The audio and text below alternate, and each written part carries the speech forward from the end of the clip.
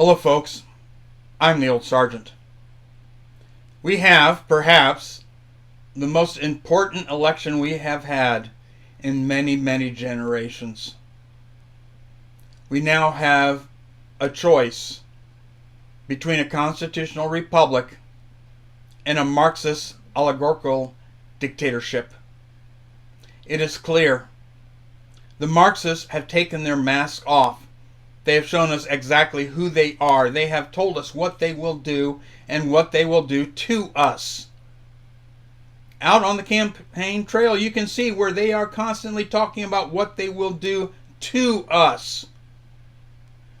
You see Nancy Pelosi talking in Congress about what she is planning to do to us. What they are planning to take away from us. Things like our Second Amendment rights to defend ourselves against these people.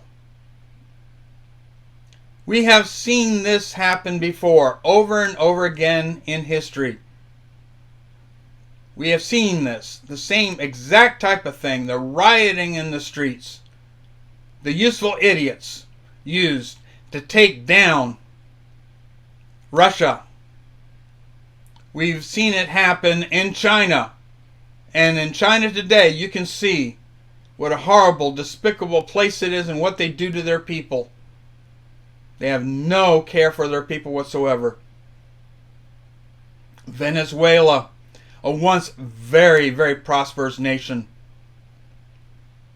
went to socialism and it was all destroyed. It all sounds good. Those evil rich people, let's take away their money. Let's redistribute the wealth. And they make long-term plans to help them with this. First of all, you have Black Lives Matter out there marching around burning things down, created by 3 women who said they are well-trained Marxists. They are out front telling you it's not about black lives. It is about Marxism. Burning it all down out of hatred. Out of hatred for a people that don't even exist anymore. But you have trouble in life? It's really easy to point at somebody else and say, it's their fault. Get them. Then you have Antifa. A bunch of kids without a cause. They were raised in luxury, the greatest luxury that even kings didn't know a generation before. Yet they're unsatisfied. They're rebels without cause. Need some socialists? Need some useful idiots? You send them to university. To these Marxist professors. Have them indoctrinated in socialism. Have them get their degrees in underwater diversity basket weaving. Promise them that they're going to have 6-figure incomes when they get out. Only to get out and find no jobs are there for them. They watch how much they owe grow and grow when they can't get any decent jobs. Because they have a degree nobody wants, nobody cares, nobody's going to pay you to have. And it was done on purpose. To create a small army of people you can manipulate, to make them angry. To make them want to burn it all down. And they're told about socialism and they think, oh, they're going to get their student loans forgiven. They're going to be out of this debt slavery. And it's all a lie. Yes, there will be redistribution of wealth, but the way it works is, well, the useful idiots may get a few pennies. The rest are going to go to the rich oligarchs. So you're going to have a bunch of ultra-rich people controlling the masses. And these ultra-rich people are evil. The ultra-rich people that participate in this are evil because they like being able to control people. They like the pain that they can inflict. They enjoy the power that wells over them. What a great feeling of power it must be to be able to destroy people's lives. But that's who these people are. That's what they want to do. And they make no bones about what they're going to do. The mask has come off. The people running today are out there saying that, yes, they are going to get rid of Trump's tax cuts. Yes, they're going to overturn everything Trump was trying to do to help the American people. They are going to destroy the economy. They're going to raise taxes. They're going to take away your Second Amendment rights. They're going to take away every single right they can. They're going to stuff the Supreme Court and all other courts as necessary, so there's nothing but leftists that will vote their way. They told us what they're going to do. Not only that, not only are they going to destroy the Constitution of the United States, rip it up and bury it, they're going to destroy our religions. Got to get rid of that. The supreme religion is the state, you know. Look around. See what other socialist nations have done. They also kill a lot of people when socialism takes over. Millions upon millions. Just look at the 20th century. How many millions have died? Hundreds of millions have died because of socialism. And the people are uneducated, uninformed. They don't know what they're asking for. And they're going to walk into that voting booth and they're going to vote D, D, D, D, D. Because that's what they've always done. That's what their parents have always done. That's what their parents have always done.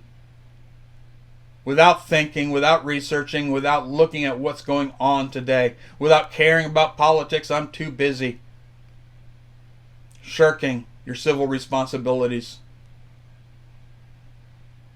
Folks, this is not the time for tribal voting. You can't just go in and vote Democrat this time. Your party's been taken over by Marxists. You have no time to retake your party or to build a new one. The only thing you can do is keep the constitutional republic going by voting for Donald Trump and giving him the Senate and Congress he wants, and down voting all the way down locally. And let me add, that includes your sheriff. Because your sheriff is the one person that's standing between government and you when they come to take your firearms away. So you need to make sure you get these conservatives to have power for at least the next 4 years to restore our country, to rescue our civilization, to save our constitutional republic. And it's not just for us. It's for everywhere in the world. Everywhere in the world. They look up to us. You may have been told differently about how the world hates us. No. They get irritated with us when sometimes we don't live up to our values. But you look at Hong Kong. Those people are out in the streets with American flags, waving the American flag, singing the American national anthem, or at least till the Chinese boot was on their necks. Everybody wants to come to the United States to become Americans. At least the ones that deserve to be here. We raised the world economically, socially, with scientific advancements. We took the world from plowing sticks, and plowing fields with sticks, in less than 200 years, we put men on the moon. And then we have the rest of the world looking at the United States. Let's do what they do. Apparently works. Now is the time to vote. You really need to get out there and vote Republican this time. Doesn't matter if you're a Democrat. Doesn't matter if you're independent. If you vote anything other than for Trump, you are voting against the constitutional republic. And when they're marching you to the guillotine, you'll have nobody to blame but yourself.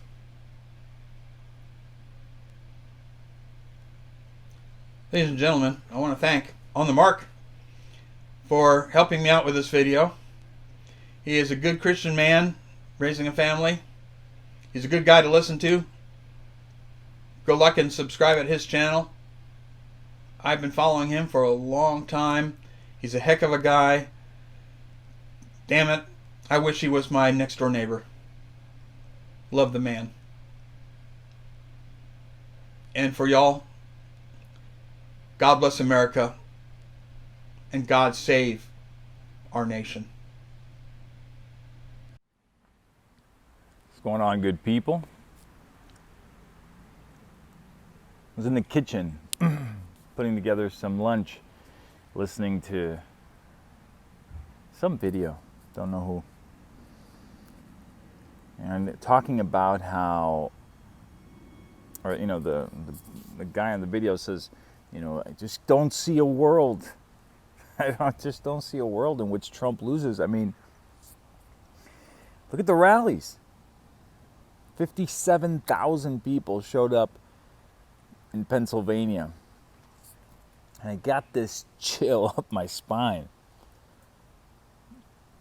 You know, I saw an image of that social justice, her name is Pat, character on her knees screaming at the sky when they announced Trump won. And I realized I feel exactly like every Hillary supporter felt 2 days before the election. I feel exactly like they felt. And it really scared me. It really kind of shook me, you know, that realization. I'm sure that I know why I feel this way. Not only that, but I think, you know, that I'm being rational, not emotional, about why I feel sure that Trump will win on Tuesday. But none of those screeching harpies thought that they were being overconfident or emotional in their beliefs. They felt they had the facts. And I tried to talk myself out of that feeling because I said, well, they believe the media, and the media lies, and I'm not believing the media. I'm being serious and rational and analytical. But you know, you can't give yourself that much room.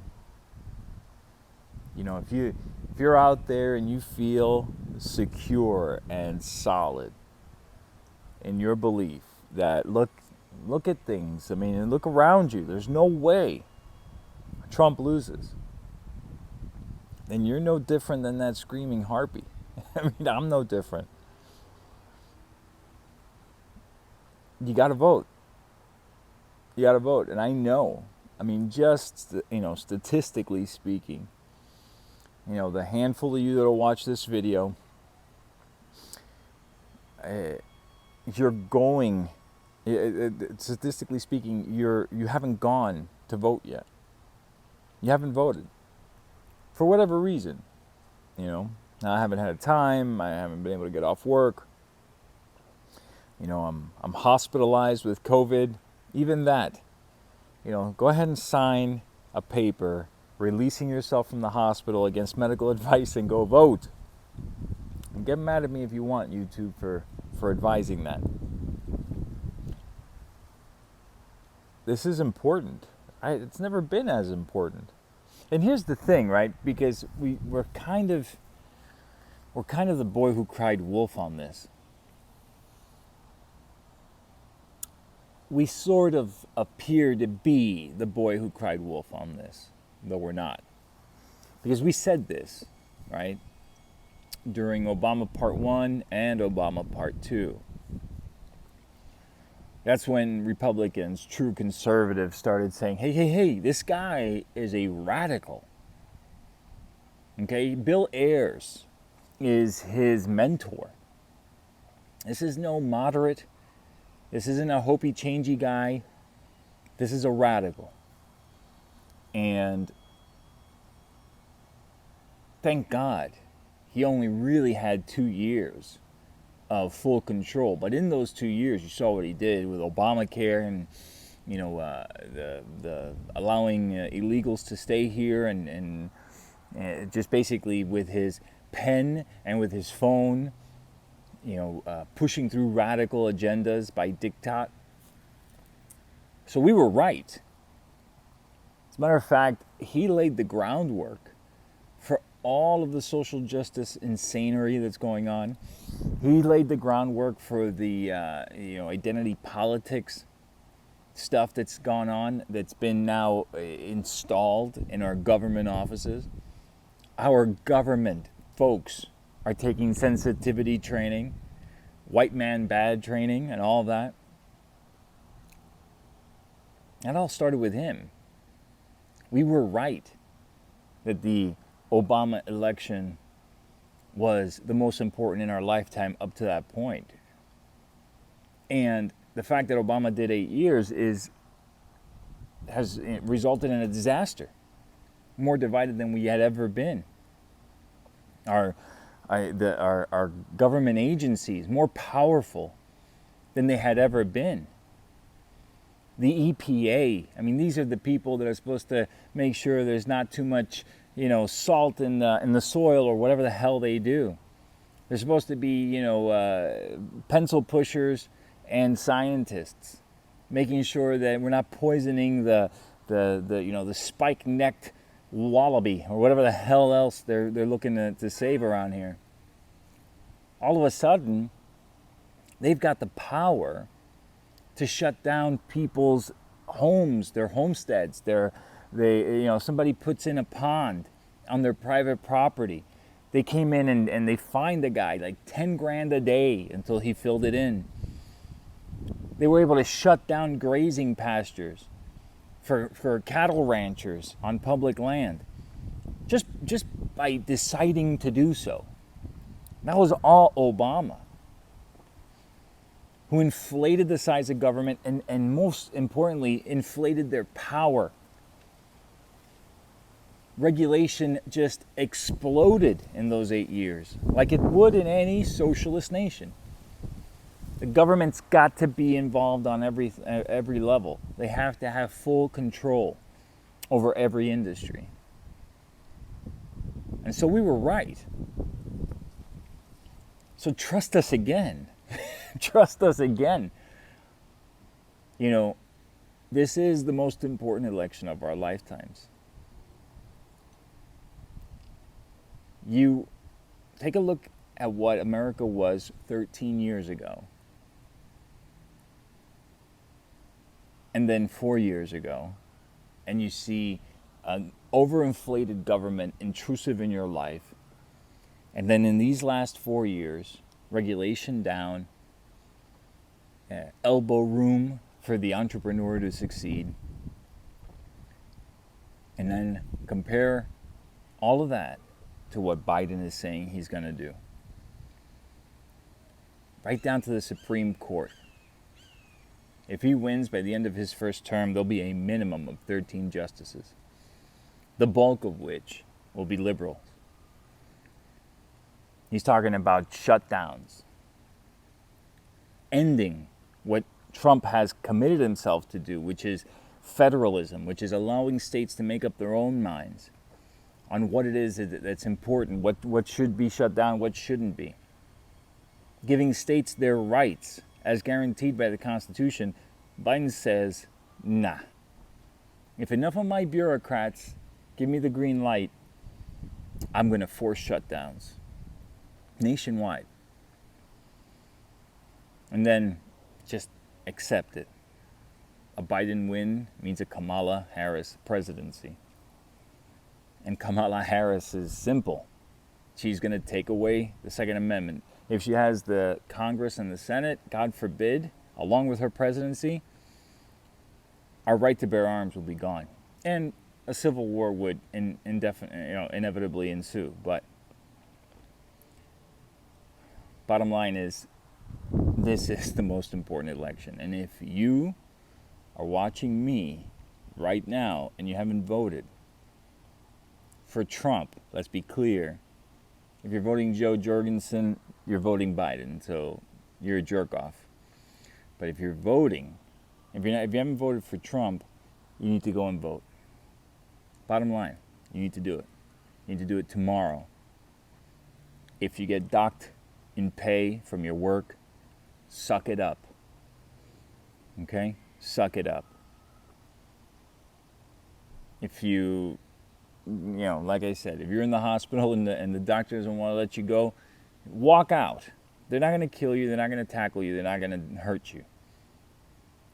Whatever your situation is, if you haven't voted yet, you go and you spend the 10 hours that it's going to take you to get to a booth and you vote.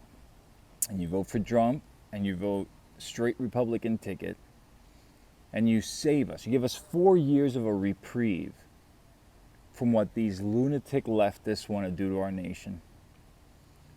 This is going to be a forever fight, by the way. What starts now is a perpetual, constant, never-ending war. But if we vote right, we'll keep the war at the ballot box. It won't come into our societies, our neighborhoods. We do it wrong at the ballot box. It's going to be at our doorstop in a few months, maybe within the first year. So go out, vote. This is my final plea. And I want to thank the old sergeant for working with me on this video. If you're not subscribed to the old sergeant, you got to do that. Really a great guy. A great guy, loves this country, is devoted to seeing this nation thrive, not just, survive. A guy who actually put it out on the line and served. And I'm grateful to know him. I'm blessed to call him a friend. And I'm glad that we were able to work together on this video. Go out and vote. And that's that. Catch you all in the next one.